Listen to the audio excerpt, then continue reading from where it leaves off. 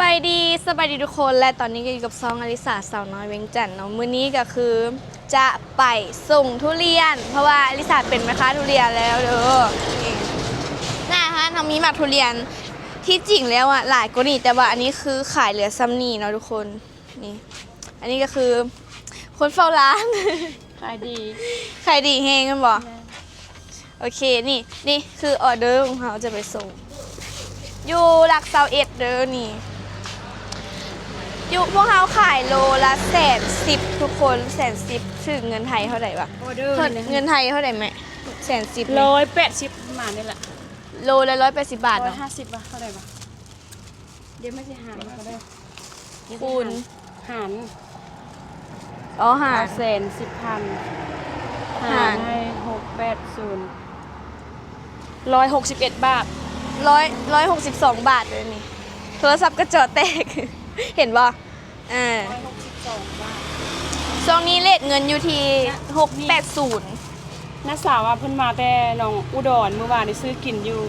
แล้วมาเปรียบเทียบกินอยู่พุ่นแล้วมากินนิดว่าตัวนี้แซ่บว่า อยู่พุ่นโลเท่าไหร่ ก็จะน่า199ประมาณนี้แหละอันนี้เขาซื้อในราคาส่งเลย อันนี้คือเขาขายถืออะไรทุกคนไปเดี๋ยวเขาจะไปส่งอันนี้แล้วก็ไปรับลูกค้าอยู่ที่หลักเซาเอ็ดอีกเนาะเพราะว่าลูกค้าจะมาเฮ็ดงาม อันนี้ของแม่น้ำตาลไป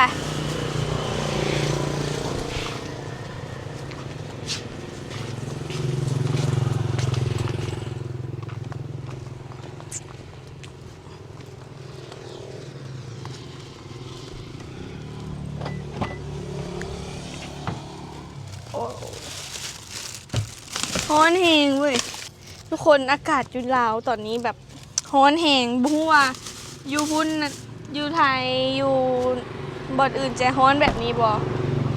ไปทุกคนเดี๋ยวเขาจะขึ้นรถแล้วก็ไปส่งให้ลูกค้ากันเลย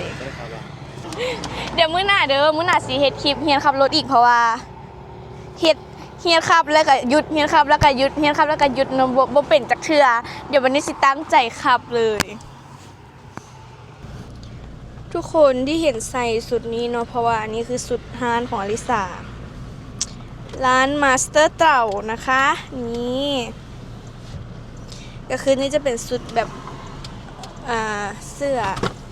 ยูนิฟอร์มของร้านนั่นเอง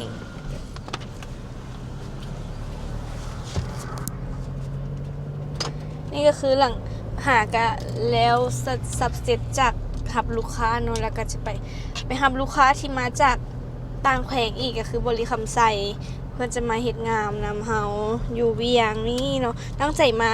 ตั้งแต่พุ่นมาพี่เลยแล้วก็ทางผ่านเนาะไปเวสูงเรียน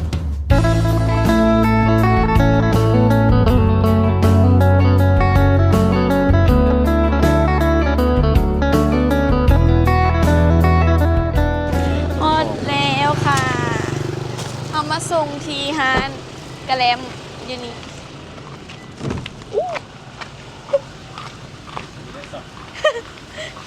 ทุเรียนต่ำรถไปดีพดเกิดหรอ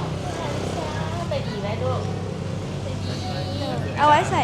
นี่เอามาพี่ก็ได้อะ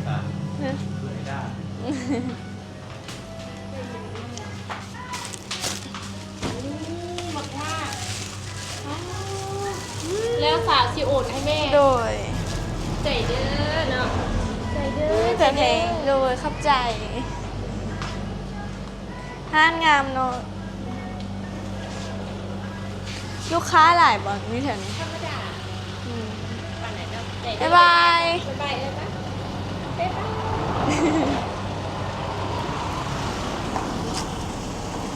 ยทุเรียนทำค่ะขายทุเรียนนี่แบบว่าบาดแผลหลายแฮงทุกคนตอนนี้เรามาส่งทุเรียนแล้วก็ต่อไปเนาะจะไปรับ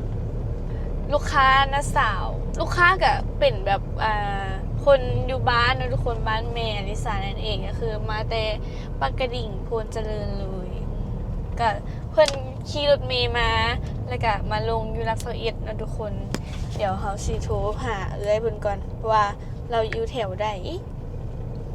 อันนี้จะเข้า Facebook มาสาวกันเพราะเราบอกว่าให้กันเข้าโทรหาเราเลยว่าเราอยู่บนใด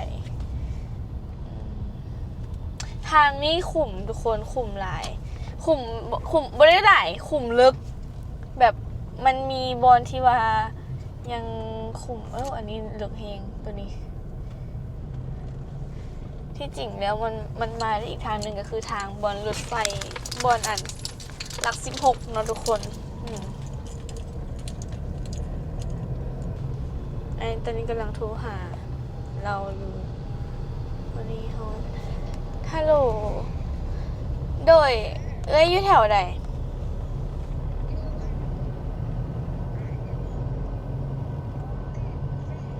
อ๋อท้องแตกบุฟเฟ่เนาะหลัก21ว่ะโดยเดี๋ยวอันทายฮูปแถวทั้งหน้าบนอยู่มาเดี๋ยวเขาวันจีเขาวันละโอเค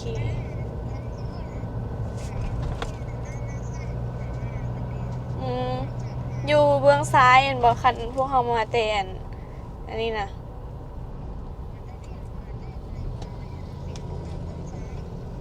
อ๋อโดยโอเคโดยขี่ไปซื้อแล้วก็เลี้ยวซ้ายไปแล้วก็ฮอดแล้วนี่แบบบริการเลยทุกคนแบบทุกระดับต้องประทับใจนะเพราะว่า มาหับถึงที่เลยนี่นะว่าแต่คันแบบอันลูกค้าอยู่เวียงหันกับเพิ่นกับซิมาเองแต่อันนี้มันลูกค้าที่มาแต่ต่างแขวงเนาะเขาก็ต้องแบบได้บริการแน่แถวนี้คุมจะไป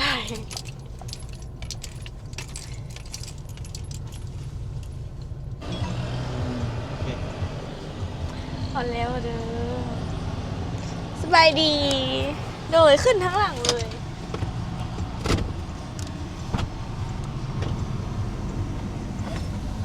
ถ้าโดนบอก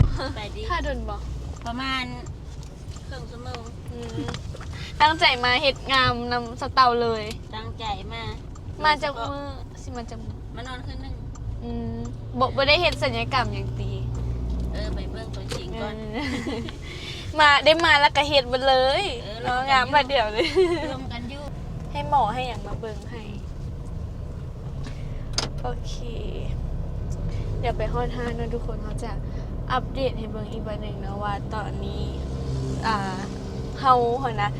มาหับลูกค้านี่เขาจะไปเฮ็ดหยังแล้วลูกค้าจะเฮ็ดหยังแน่เดี๋ยวจะต้องไปประเมินกันอยู่ที่คลินิกเนาะทุกคน